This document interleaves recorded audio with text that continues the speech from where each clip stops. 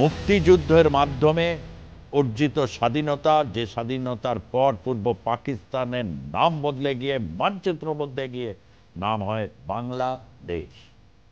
এই নামটি গোটা বিশ্বে উত্তেজনা তৈরি করার,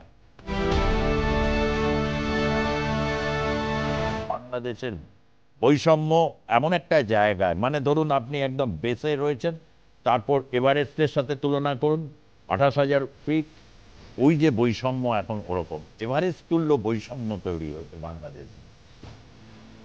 বিভিন্ন পত্র পত্রিকায় সাংবাদিক অনেক লেখক যে রক কাটা বাহিনী রক কেটে দেয়।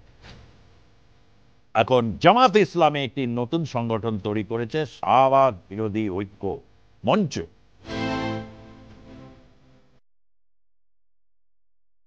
উৎসাহ হারাবে, তার কারণ এক নৈরাজ্যের পরিস্থিতি তৈরি করে দিয়েছে। লুটে খাও, যে যেভাবে পারবে লুটে খাও। 9 মাসে 10টা বিদেশ ভ্রমণ হয়ে গেছে। পুঁজি কি নিয়ে আসতে পারছেন? লবডঙ্কা। আমেরিকায় গিয়ে এক বিস্তীর্ণ মঞ্চে যখন ইউনূস বললেন যে মাহফুজ আলম এ হচ্ছে আসল মাস্টার মাইন্ড, সবাই তো এরও উচ্চাউচ্চই করছে। 9টা মাস রাজত্ব করেছেন আর 10 বার বিদেশ সফর করেছেন। এরকম রেকর্ড কার হতে পারে? গোটা বিশ্বে একজনই আছেন, তার নাম ডক্টর মোহাম্মদ ইউনূস। ইউনূস জাপান সফরে গেছেন, সরকারি সফর কিনা বলা যাচ্ছে না, তার কারণ একটি ফাউন্ডেশন আছে, নিক্কি ফাউন্ডেশন, তাদের আমন্ত্রণে গেছেন, লেকচার দেবেন, যেখানে যান লেকচার দেন, হয়তো একটা পুরস্কারও পাবেন। কেননা মোটামুটি তার যা বয়স এবং যে পুরস্কার তিনি পেয়েছেন তাতে প্রায় 2টো ক্যাবিনেট ভর্তি হয়ে গেছে। 3 নম্বর ক্যাবিনেটটাকেও তো ভর্তি করতে হবে। ক্যাবিনেট ভর্তি পুরস্কার থাকবে, সেখানে তার হাস্যোজ্জ্বল মুখ। এরকম বায়োডাটা কার আছে বিশ্বে? আর এই বায়োডাটাকে পোক্ত করার জন্য প্রত্যেকটা দিন তার কাছে খুব গুরুত্বপূর্ণ। যত দিন হবে তখন বলবেন যে আমি ছিলাম রাষ্ট্রপ্রধান বাংলাদেশের। কোন বাংলাদেশ? যে বাংলাদেশের গোটা বিশ্বে পরিচিতি হচ্ছে মুক্তিযুদ্ধের মাধ্যমে অর্জিত স্বাধীনতা, যে স্বাধীনতার পর পূর্ব পাকিস্তানের নাম বদলে গিয়ে, মানচিত্র বদলে গিয়ে নাম হয় বাংলাদেশ। এই নামটি গোটা বিশ্বে উত্তেজনা তৈরি করা বিভিন্নভাবে, শুধু ইউরোপ নয়, ধরুন আফ্রিকার কোনো দেশ বা ল্যাটিন আমেরিকার বিভিন্ন দেশ, কেননা শেখ মুজিবুর রহমানের নাম ল্যাটিন আমেরিকাতেও ছড়িয়ে পড়েছিল। 70-এর যে দশকে যখন বাংলাদেশে মুক্তিযুদ্ধ হচ্ছে, সাল 71, 70 সালে মুজিবুর রহমানকে প্রধানমন্ত্রিত্ব থেকে বঞ্চিত করেছেন পাকিস্তানের নবাব বাহিনী। তারা বাঙালি একজন প্রধানমন্ত্রী হবে, তার হুকুম তামিল করতে হবে, বা সংসদে তিনি প্রধানমন্ত্রী, বাদবাকিরা সেখানে অন্যান্য মন্ত্রী। এটা কি করে মেনে নেওয়া সম্ভব পাকিস্তানের কাছে? তাই তাকে প্রধানমন্ত্রী হতে দেননি, এবং তারপরের ঘটনা পরপর তিনি একেবারে স্বাধীনতার ডাক দিয়ে বসেছেন। এবং এই ঘটনা, 71-এর ঘটনা এই উপমহাদেশের মধ্যে শ্রীলঙ্কাতে গিয়ে পড়েছিল। সেখানে জনতা বিমুক্তি পেরামুরা নামে একটি রাজনৈতিক দল তৈরি হয়ে তারা সশস্ত্র আন্দোলনের মাধ্যমে শ্রীলঙ্কাকে একটি জাতিরাষ্ট্র হিসাবে তারা তৈরি করতে চেয়েছিল। জনতা বিমুক্তি পেরামুরা এমনই, ধরুন ইতিহাসের এমনই একটা সময় চলছে যে জনতা বিমুক্তি পেরামুরা সেই কবে আন্দোলন করেছিল এবং কবে একটা বিশালাকার মুভমেন্ট, যেটা গোটা এই এশিয়া মহাদেশে যথেষ্ট প্রভাব ফেলেছিল। এবং তারপর এতদিন পর 2023 সালে জনতা বিমুক্তি পেরামুরা শ্রীলঙ্কায় সরকার গঠন করেছে। আর 2024 সালে যারা মুক্তিযুদ্ধের ধারক বাহক, সে আওয়ামী লীগকে সরিয়ে দিয়ে বাংলাদেশে যারা সেদিন বিরোধিতা করেছিল, সেই রাজাকার বাহিনী আল বাদার, তারা ক্ষমতায় এসেছে। বলা হচ্ছে ছাত্র বিক্ষোভ, বৈষম্য বিরোধী ছাত্র বিক্ষোভ, কিন্তু বৈষম্য বিরোধী ছাত্র বিক্ষোভ আন্দোলন বা হচ্ছে অভ্যুত্থানের পর যে সরকার তৈরি হয়েছে, বাংলাদেশের বৈষম্য এমন একটা জায়গায়, মানে ধরুন আপনি একদম বেসে রয়েছেন, তারপর এভারেস্টের সাথে তুলনা করুন, 28,000 ফিট, ওই যে বৈষম্য এখন ওরকম এভারেস্ট তুল্য বৈষম্য তৈরি হয়েছে বাংলাদেশে। বৈষম্য যারা হয়েছিল এক ধাক্কায়, এরকম বহু শিল্পপতি যারা ব্যবসায়ী তারা প্রত্যেকে এখন কাঁদছেন, তাদের কাছে পর্যাপ্ত টাকা নেই যে বেতন দেবেন। বাংলাদেশে প্রায় 13-14 লক্ষ মানুষ কর্মহীন হয়ে পড়েছেন, যারা বেসরকারি এই শ্রমিক হিসাবে কাজ করতেন, গার্মেন্ট শ্রমিক, এবং তার সিংহভাগই হচ্ছে মহিলা। অর্থাৎ এই যে ইসলামী শাসনতন্ত্রের একটা গুরুত্বপূর্ণ দিক হচ্ছে মহিলাদের গৃহবন্দী করা। অন্যান্য অনেক দেশে যা আছে, বাংলাদেশে শুধু একটা অ্যাকশানেই রিয়াকশান ফলেছে। অ্যাকশানটা কি? বন্ধ করে দাও গার্মেন্টস ফ্যাক্টরি, তাতে দেশের জিডিপি কমুক, তাতে শিল্পপতিদের অসুবিধা হয়, সেটা আরও ভালো হোক, কী অসুবিধার কী আছে? তিলে তিলে গড়ে ওঠা যে গার্মেন্টস ইন্ডাস্ট্রি, সেখানে এই ধাক্কাতে বহু মানুষ কর্মহীন, বেকার, তাদের হাতে কাজ নেই, অথচ তারা দুর্দান্ত কাজ করছে এবং তাদের স্কিল এতটাই ছিল যে গোটা বিশ্বে বাংলাদেশি তৈরি পোশাক শীর্ষস্থান দখল করে নিয়েছিল। আর আজকে ক্রমশ কিন্তু ডিক্লাইনের দিকে যাচ্ছে। বলতেই পারেন কোনো আলবদর যে আপনার তাতে কি, আপনি কি বাংলাদেশের নাগরিক নাকি? সব ব্যাপারে এই সমস্ত ফোন কাটছেন। না না, আমি বাংলাদেশের নাগরিক নই, অতীতে ছিল, আমার পূর্বপুরুষের ভিটা ওখানে ছিল, কিন্তু বাংলাদেশ নিয়ে আমার কোনো সে অর্থে জন্মভূমির যে আবেগ কাজ করে সেটাও নেই, কোনোভাবেই নেই। আমি কোনোদিনই বাংলাদেশে যাইনি, ভবিষ্যতে যাওয়া হবে কিনা সে ব্যাপারেও কোনো নিশ্চয়তা নেই। তথাপি বাংলাদেশ নিয়ে বলার নৈতিক অধিকার সমস্ত কিছু রয়েছে, তার কারণ একজন বিশ্ব নাগরিক হিসাবেও হতে পারে এবং ভারতবর্ষের নাগরিক হিসাবে তো অবশ্যই। তার কারণ 71-এর যুদ্ধে ভারতবাসী এবং পশ্চিমবঙ্গবাসী প্রত্যেকটি পরিবার কোনো না কোনোভাবে তার কন্ট্রিবিউশন রেখেছে।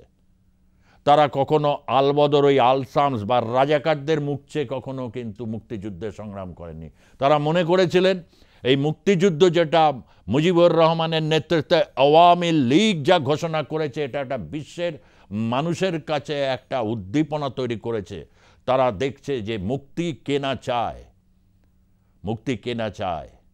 তাই বাংলাদেশের ব্যাপারে নৈতিক এবং সমস্ত অধিকারী রয়েছে। সেই জায়গা থেকে দাঁড়িয়ে এই প্রশ্ন, কষ্ট হচ্ছে তো বটেই, বাংলাদেশের এই মানুষের এই দুঃখ কষ্ট অবশ্যই এটা প্রত্যেককে ভাবাচ্ছে, ভারতীয়দের ভাবাচ্ছে, আর ভাবাচ্ছে বলেই এত কিছু অবতারণা। খবর পেলাম এই সেদিন যারা আলবদর তৈরি করেছিল, আলসামস, আমি আগের ভিডিওতে বলেছি, এরা মূলত হচ্ছে জামাত ইসলামের তৎকালীন পূর্ব পাকিস্তানের যে জামাত ইসলাম তার ছাত্র সংগঠন, যেটা এখন ইসলামিক ছাত্র শিবির নামে বিখ্যাত। এদেরকে আবার কেউ কেউ বলে, আমি তো জানি না, আমি তো বাংলাদেশের বিভিন্ন পত্রপত্রিকায় সাংবাদিক, অনেক লেখক তারা বলছে রক কাটা বাহিনী, রক কেটে দেয়। এরা আবার বিশ্ববিদ্যালয় করে, এমনি অনেকে তার মধ্যে শিক্ষিত আছেন, বহু আছেন, যারা আজকে এই সমন্বয়ক থেকে যারা উপদেষ্টা হয়েছেন অনেকেই রয়েছেন। আমেরিকা প্রবাসী সাংবাদিক, তিনিও ছোটোবেলায় মাদ্রাসায় পড়াকালীন শোনা যায় তিনিও নাকি শিবির করতেন, হতেই পারে। তার কারণ জামাত ইসলামী তো একটি রাজনৈতিক এন্টিটি। অনেকে বলেন এই ভারতবর্ষে যাহাই জামাত ওই দেশে, তাহা নাকি আরএসএস এই দেশে। রাষ্ট্রীয় স্বয়ংসেবক সংঘ কিন্তু আবারও বলছি, আপনারা গুগলে যাবেন, সে কিন্তু কোনো রাজনৈতিক দল নয়। এটি ব্রিটিশ আমলে যখন প্রতিষ্ঠিত হয়, এটি সমাজসেবামূলক প্রতিষ্ঠান হিসাবে রেজিস্টার করা। অবশ্যই হিন্দুত্বের প্রশ্নে তারা অনেক ক্ষেত্রেই সশস্ত্র, কেননা হচ্ছে তাদের যেসব শাখাগুলো হয় সেখানে লাঠি চালানো বা অন্যান্য সমস্ত কিছু প্র্যাকটিস বা ট্রেনিং হয়। আমি আরেকটা ভিডিও এই নিয়ে আপনাদেরকে দেব, আরএসএস নিয়ে, যে আরএসএসের গঠন প্রক্রিয়া এবং তারপরে কিভাবে বিস্তৃতি হয়েছে। আমি আরও একটি ভিডিও অবশ্যই আলাদাভাবে করছি, আমার তার রিসার্চটা চলছে। কিন্তু এই যে আলবদর, আলসামস, এটিএম আজার মুক্ত হবার পর তারা কিন্তু একটা নতুন সংগঠন তৈরি করেছে। অর্থাৎ মুক্তিযুদ্ধকে তারা এখন আর অস্বীকার করার জায়গা নেই, তার কারণ খুব ভালো মতো তারা বোঝে। তাদের অনেক শীর্ষস্থানীয় নেতারা, তাদেরকে আন্তর্জাতিক অপরাধ ট্রাইব্যুনাল, সেই ট্রাইব্যুনালের রায় তা অনেকের ফাঁসি কার্যকর হয়েছে, কিন্তু আজার মুক্ত হয়েছেন। তিনি স্বাধীন দেশের এখন স্বাধীন মুক্ত নাগরিক। আর সেটাকে সাফল্য হিসাবে দেখেই এখন জামাত ইসলামী একটি নতুন সংগঠন তৈরি করেছে, শাহবাগ বিরোধী ঐক্য মঞ্চ। এটাকে অনেকেই বলছেন নতুনভাবে আত্মপ্রকাশ করলো আল বদর বাহিনী। এই শাহবাগ নিয়ে নিশ্চয়ই অনেকেরই মনে আছে, শাহবাগও কিন্তু একটা এরকম তুফান তুলেছিল বাংলাদেশে। শুরুতে শাহবাগ যারা বাংলাদেশে থাকেন তারা তো জানেনই, ঢাকা শহরের অত্যন্ত গুরুত্বপূর্ণ জায়গা। মুঘলরা এই ঢাকাকে যখন প্রাদেশিক রাজধানী হিসাবে প্রতিষ্ঠা করে, তখন শাহবাগ অঞ্চলে প্রচুর এরকম মুঘল আমলের এরকম কীর্তি তাদের রয়েছে, যা আর্কিটেকচারালি দেখা যায়। এবং শাহবাগ বিখ্যাত নাম, ঢাকা তো এমনি একটি আন্তর্জাতিক শহর, সেই শহরের পরিপ্রেক্ষিতে শাহবাগ আরও একটা আন্তর্জাতিক মাত্রা বহন করে। 2013 সাল খুব গুরুত্বপূর্ণ বছর, পশ্চিমবঙ্গের রাজনীতিতেও এক পরিবর্তন এসছে। 2011 সালে বাংলায় দীর্ঘদিনের বাম শাসনকে অপসারণ ঘটিয়ে রাজ্যে তখন প্রতিষ্ঠা হয়েছে তৃণমূল কংগ্রেস পরিচালিত মামাটি মানুষের সরকার। আর তার ঠিক 2 বছর পর বাংলাদেশে এক বড় আন্দোলনের তীব্রতা এতটাই হলো, যা ঢেউ আছড়ে পড়ল বঙ্গোপসাগরের উপর, এবং তারপর সেই ঢেউ গিয়ে প্রতিধ্বনিত অনুরণিত হচ্ছে বিশ্বের বিভিন্ন প্রান্তে। কি ছিল বিষয়টা ছিল হচ্ছে সেই অপারেশন সার্চ লাইট, যা 1971 সালে সংগঠিত হয়েছিল পাকিস্তানের সেনাবাহিনীর দ্বারা, এবং যাকে প্রত্যক্ষ মদদ দিয়েছিল সেই সময়কার রাজাকার বাহিনী। ইতিহাসের বিভিন্ন বইয়ে, ঐতিহাসিক নিদর্শনে তার সাক্ষ্য পাতায় পাতায় রয়েছে, অক্ষরে অক্ষরে রয়েছে। এবং এত গণহত্যার পর যখন স্বাধীন বাংলাদেশ তৈরি হলো, তারপরে এদের যারা অপরাধ করলো, যারা ধরিয়ে দিল, ধর্ষণ করলো, বিভিন্ন মানুষকে মারলো এবং নির্যাতন করলো, বিভিন্ন শিবিরে আটকে রেখে চরম নির্যাতনের মাধ্যমে যারা প্রাণ কেড়ে নিল, সেই মানুষগুলোর বিচার হবে না? সেই মানুষগুলোর বিচার কিভাবে হবে? এই নিয়ে বাংলাদেশে নতুন সরকার যখন তৈরি হলো, সরকারের সময় থেকে একটা প্রশ্ন ছিল।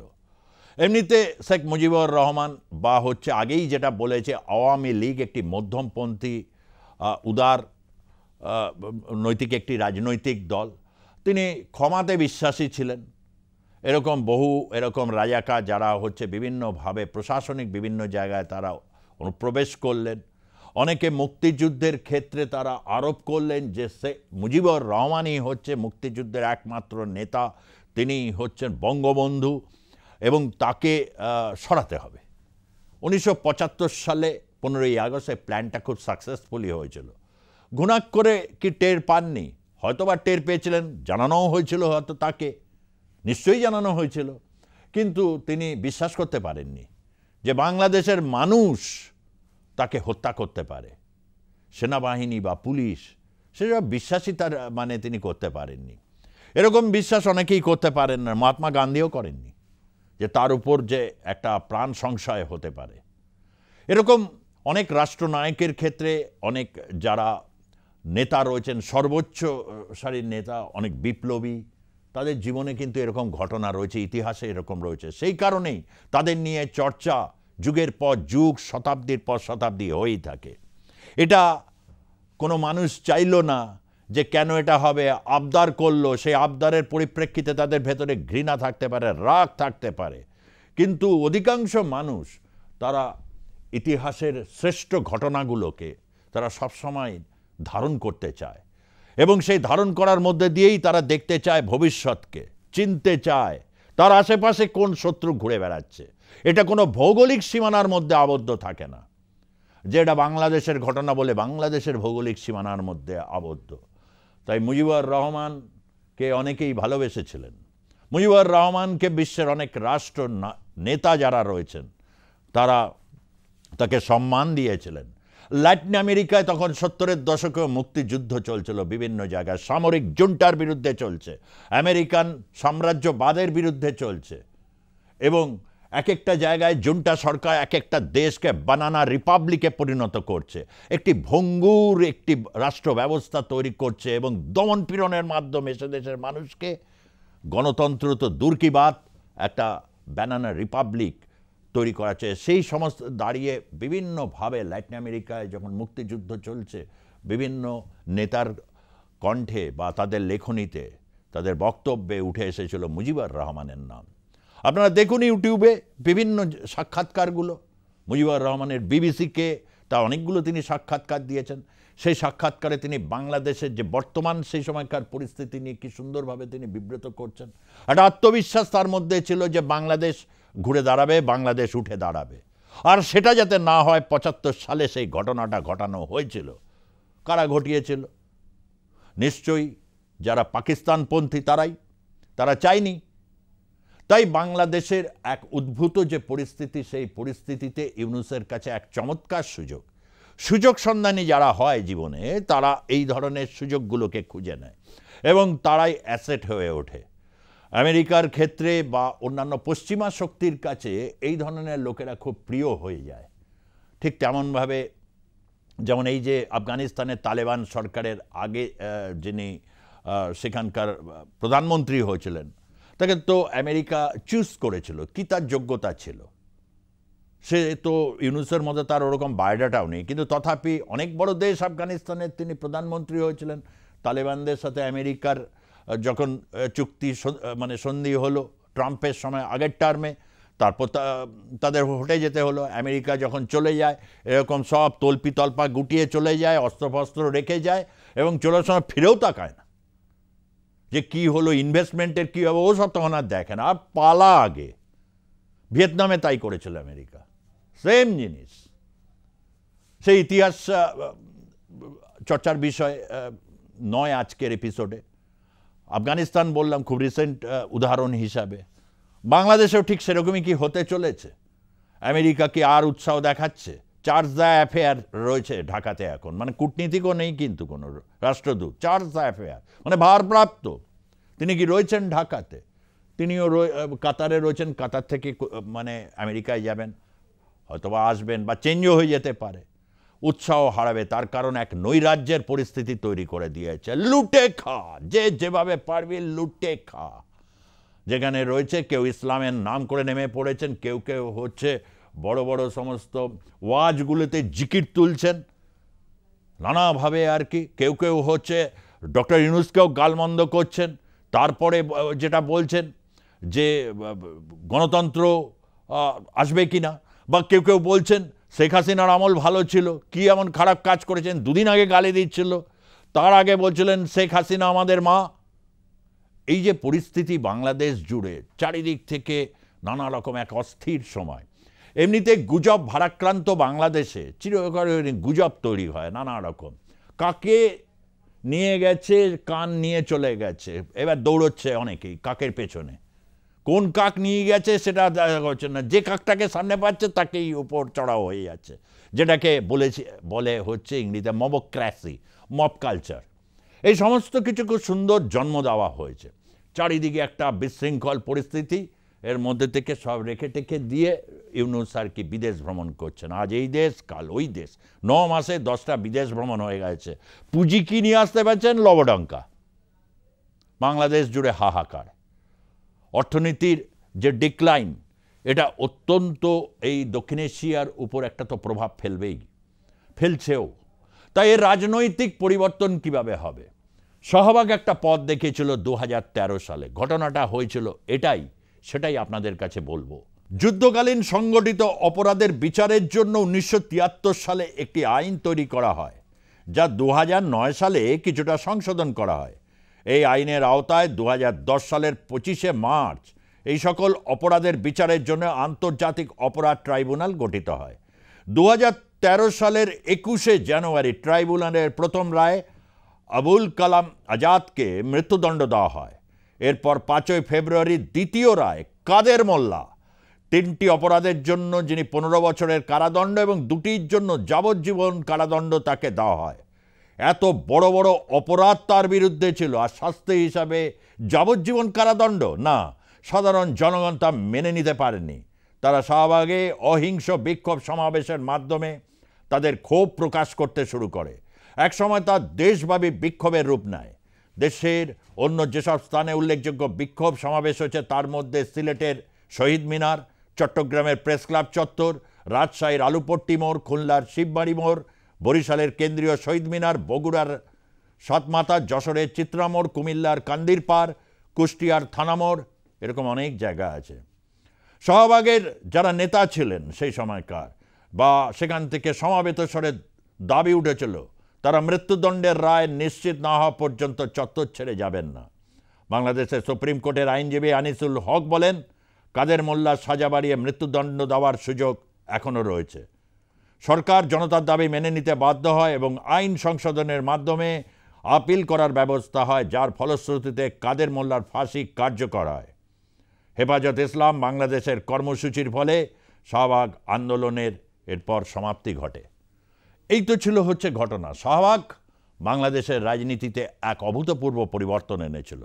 আজকের তরুণ সমাজের যারা বা আজকের যারা অনেক ইউটিউবার যারা রয়েছেন, তারা কিন্তু শাহবাগ আন্দোলনের সাথে জড়িত ছিলেন প্রত্যক্ষভাবে, নেতৃত্বের জায়গায় ছিলেন।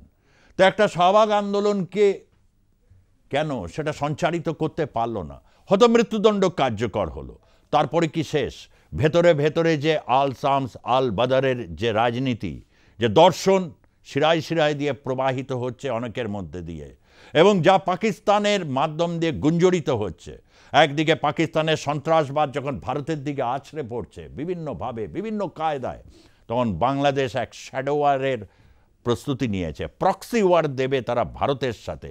তাই তীব্র ভারত বিদ্বেষ একদিক থেকে, অন্যদিকে হচ্ছে শাহবাগীদের চিহ্নিতকরণ, এর মধ্যে দিয়েই কিন্তু কাজটা এগোচ্ছিল। আর অন্যদিকে আওয়ামী লীগ তারা তাদের ভাবাদর্শ রাজনীতি তারা করে, তারা তখন হচ্ছে উন্নয়নের যজ্ঞে সামিল। একদিকে চলছে উন্নয়ন, অন্যদিকে সমান্তরালভাবে চলছে দুর্নীতি। জনগণ আর কী বা বলবেন? কে বা শুনবে তাদের কথা? ওবায়দুল কাদের না, তিনি তখন হচ্ছে সুন্দর সুন্দর মিষ্টি মিষ্টি চ্যাটাং চ্যাটাং শব্দ দিয়ে তিনি প্রেস কনফারেন্স তখন জমিয়ে রাখছেন। অন্যদিকে বিএনপি এই পরিস্থিতির সুযোগ যে তারা নেবে সে সুযোগও নেই। দমনপীড়ন নেমেছে বিএনপির উপরে, ব্যাপারে কোনো সন্দেহ নেই। কিন্তু কখনোই বিএনপিকে চিরকালই হচ্ছে আওয়ামী লীগ খাঁচাবন্দি করতে পেরেছে একটাই প্রশ্নে, যে মুক্তিযুদ্ধের ব্যাপারে তারা যতটা সোচ্চার হওয়ার দরকার ছিল, বা তাদের যারা ছাত্র লীগ বা ক্যাডার তাদেরকে যতটা তারা সঞ্জীবিত করতে পারত, উদ্যমী করে তুলতে পারত, তা তারা কখনোই করেনি। তাই আওয়ামী লীগেরও কখনো অসুবিধা হয়নি বিএনপিকে খাঁচাবন্দি করতে। এবং তো পরিস্থিতিতে যখন বাংলাদেশে একটা বড় ডিজাইন, যেটাকে বলা হয় মেটাকুলাস ডিজাইন, সেই মেটাকুলাস ডিজাইনের মধ্যে দিয়ে ডক্টর ইউনূস তার কার্যসিদ্ধি করতেন। তিনি জানতেন, বিলক্ষণ জানতেন যে ফোনটা তার কাছেই আসবে। কেন বাংলাদেশে এত নেতা এবং হচ্ছে এক নেতা আরেক নেতার বিরুদ্ধে এত বিষোদ্গার করে যে কে চালাবে এই দেশকে, তাই ইউনূস জানতেন। এবং সেটা তিনি বলেওছেন। তিনি তখন নাকি প্যারিসের হাসপাতালে নাকি তিনি তখন ছিলেন অসুস্থ, শয্যাশায়ী, এবং তার কাছে ফোন আসে। তারপর তিনি ক্ষমতায় আসেন এবং ক্ষমতায় এসে যেটা করলেন, যে এই যে একটা ঐক্য তৈরি হয়েছিল গোটা বাংলাদেশ জুড়ে বিভিন্ন ছোট ছোট রাজনৈতিক দল, তার সাথে তো রয়েছে বিএনপি এবং জামাত, ফলে এই আন্দোলনের তীব্রতা চরমে উঠেছে। এবং ঢাকা বিশ্ববিদ্যালয়, এলিট ইউনিভার্সিটি ঢাকা বিশ্ববিদ্যালয় একটি ঐতিহ্যশালী বিশ্ববিদ্যালয়, সবাই জানে, গোটা বিশ্ব জানে, তার থেকে কয়েকজনকে বাছাই করে নেতা হলো। কিন্তু খুব আশ্চর্যজনকভাবে আমেরিকায় গিয়ে এক বিস্তীর্ণ মঞ্চে তখন যখন ইউনূস বললেন যে মাহফুজ আলম হচ্ছে আসল মাস্টার মাইন্ড, সবাই তো এর ওর মুখ চাওয়াচাওয়ি করছে। একে তো দেখাই যায়নি সেভাবে, একে কে চেনে? মাস্টার মাইন্ড, ব্যাস মোক্ষম চালটা সেদিনই তো ডক্টর ইউনূস দিয়ে দিয়েছিলেন। সঙ্গে সঙ্গে মুখ চাওয়াচাওয়ি করছে, তাহলে আমাদের কি হবে? এই যে এত স্বপ্ন আমরা দেখেছি, এই হব সেই হব, নতুন বাংলাদেশ গড়ব, নতুন বাংলাদেশের মাধ্যমে আরও কিছু হবে, বুঝতেই পাচ্ছেন।